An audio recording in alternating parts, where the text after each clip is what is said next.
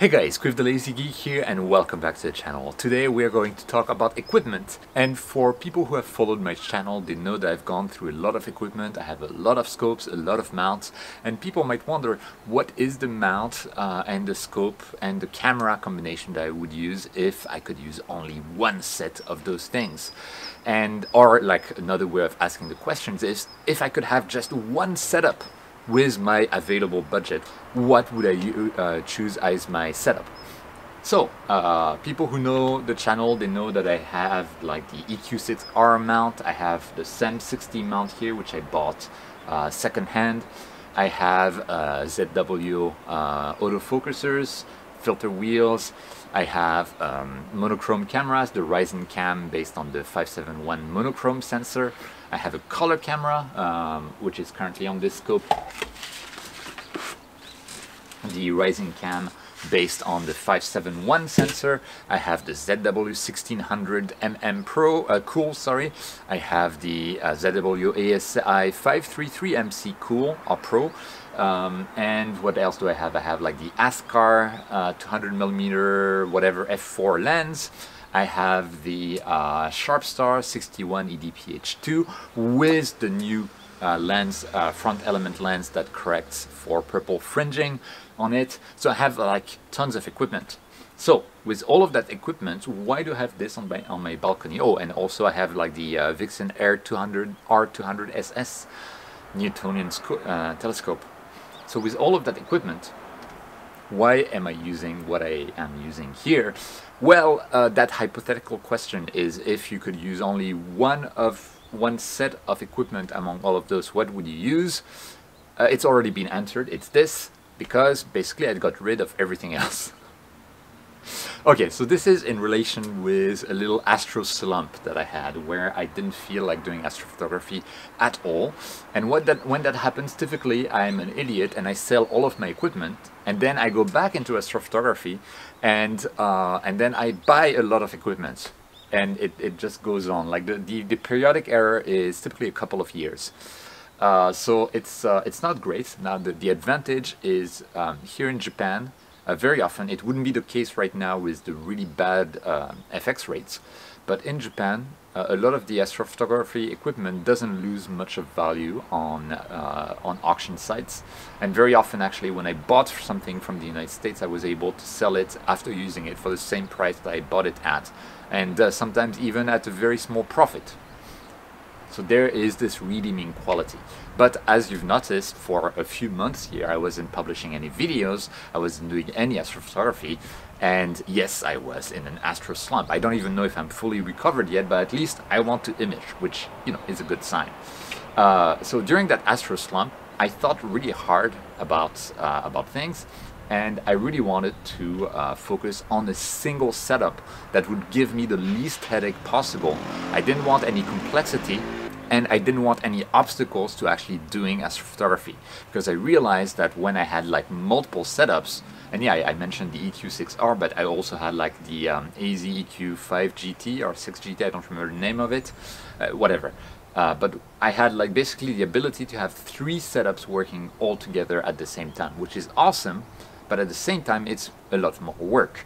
It's a lot more, even if they're all set up under and they never move, it's still a lot of work to actually start the thing in Nina. It's more work for processing.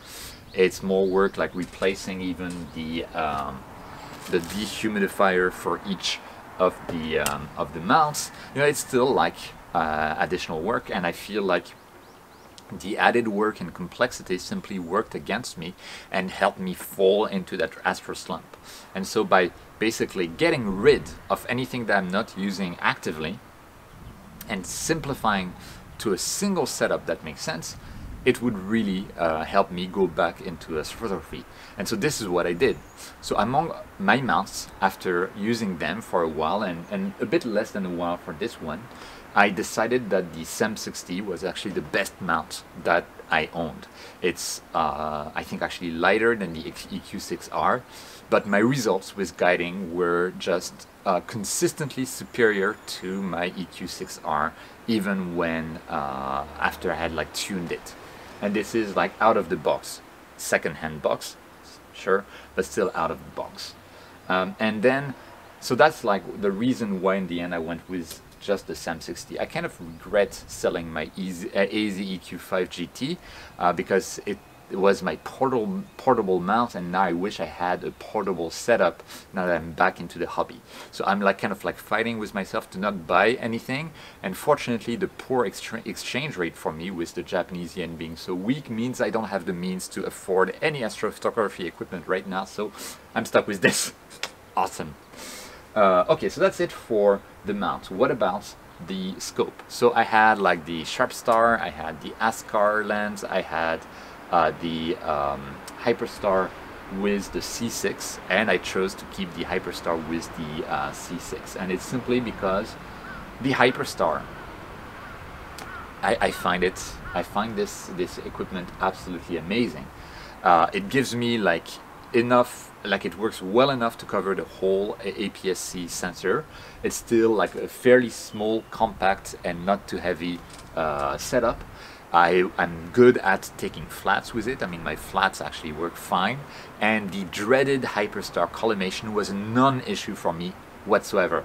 And the reason why it was a non-issue for me is that I paired it with a very good sample of the Celestron C6. I bought this Celestron C6 secondhand, and the reason I bought it was because the seller was an experienced astrophotographer who was telling me that the optics on this particular C6 sample were exceptional. And I can confirm they are exceptional in this C6. It's a really good sample. I bought it to close the price of new, simply because, you know, I had this guy telling me that it was the case. That also means that the corrector lens at the center is very well centered compared to the primary mirror at the back. And so that means that the Hyperstar lens here can afford to be orthogonal or square to the primary mirror and square to the light rays without having to do any weird collimation. Basically, I just used like plastic shims as per the manual of the Hyperstar to have the Hyperstar be basically at a very set starting position before you need to do collimation.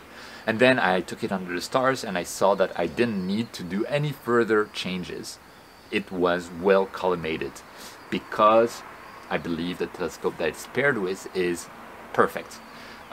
If you have a C8 or above, you actually have like small worm screws around the corrector plate that let you center your secondary mirror and your secondary obstruction to actually be able to have like very easy Hyperstar collimation as well. Otherwise, you'll need to angle the Hyperstar lens so it actually points to the center of the primary mirror.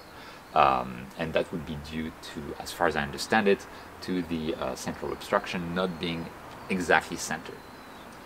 Okay, so with that, for me, the Hyperstar setup is absolutely hassle-free. I have the Celestron focus motor here at the back. I have a small guide scope with a QHY camera here, and I have my little computer set up to control everything. So, you know, it just works. I don't have anything to do. It's just as pain-free for me as a refractor. And I can use my filters very easily here. What about the camera?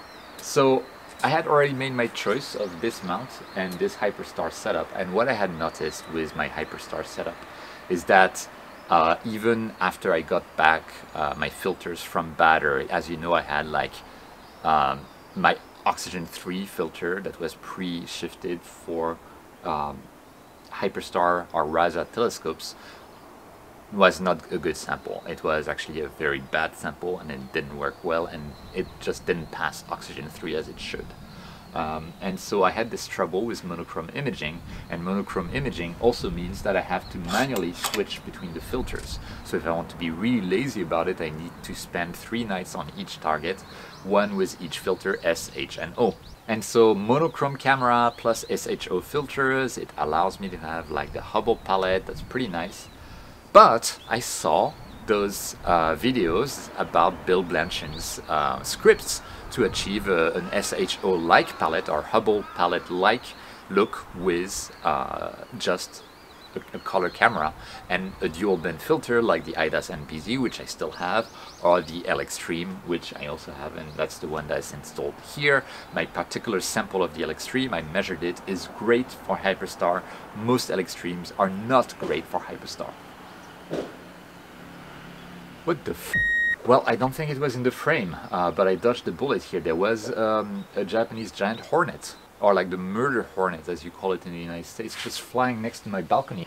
Anyway, going back to this, what was I saying? Yeah, so because I saw those scripts, and as you saw in my recent videos, I tested the scripts and saw that they worked really well. I felt like, okay, I have this amazing APS-C size color camera as the Rising Cam, and I have the L Extreme, I have the IDAS NBZ, I have the Hyperstar.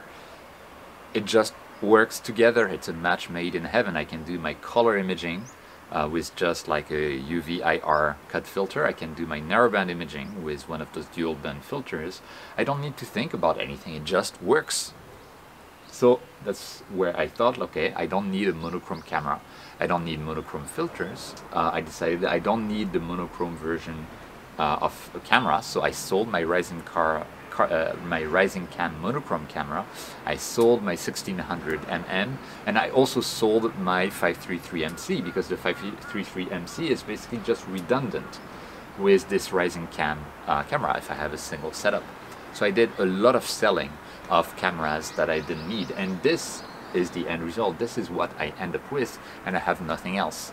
That was my reasoning, and for that, and for the moment, I'm really happy with my reasoning. Now, for beginners in particular, I don't think Hyperstar would be easy to set up, but like a RASA 8 telescope, that could work very well with the same like drawbacks as this. But if you're going to do color imaging only, and these days you have more and more filters that are pre-shifted for a Hyperstar scenario, where you have like you have a good handle on the range of angles of light rays that you will have.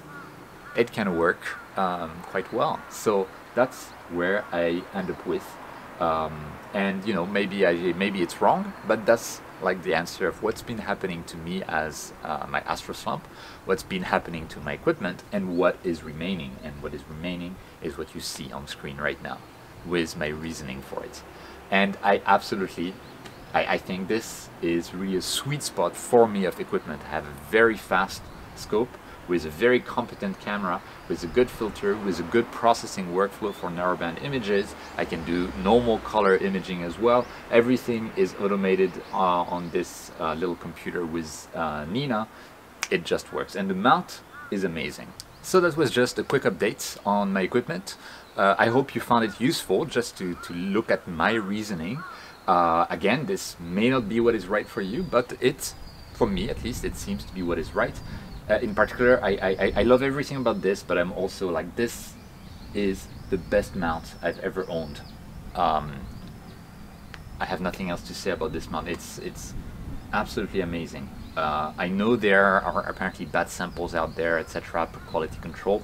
I probably won the lottery there, because it's an amazing little mount. Anyway, with that, thank you so much for watching. If you found this video useful and you want to look further into my astrophotography adventures, feel free to go down below, click that subscribe button, like, etc. Blah, blah, blah, blah. Leave a comment also down below about your equipment, what you would suggest, and you know, what your reasoning is behind it. And yeah, more important than that, don't forget whenever you can to look up at the stars, and I'll see you next time.